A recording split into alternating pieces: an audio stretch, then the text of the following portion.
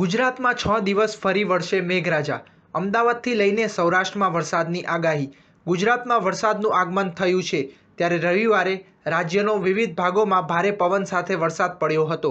ત્યારે હવામાન વિભાગે 6 દિવસ વરસાદની આગાહી કરી છે. હવામાન વિભાગ અનુસાર આજે 10મી જૂને વડોદરા, ભરૂચ, નર્મદા, સુરત, વલસાડ સહિતના જિલ્લાઓમાં ગાજવીજ સાથે વરસાદ થઈ શકે છે.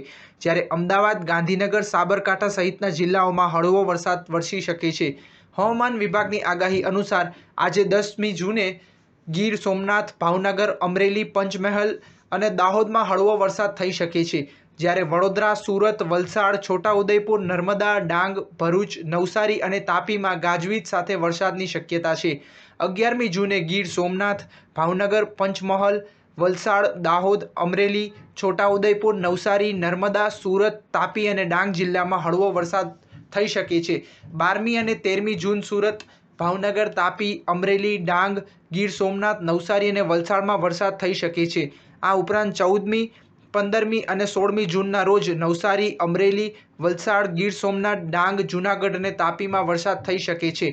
ઉલ્લેખનીય છે કે રવિવારે રાજ્યનો વિવિધ ભાગોમાં ભારે પવન સાથે વરસાદ પડ્યો હતો. અમદાવાદ, વડોદરા, સુરત, વલસાડ, ભરૂચ, અમરેલી અને ગીર સોમનાથ જિલ્લાના વરસાદી માહોલ જોવા મળી રહ્યો હતો.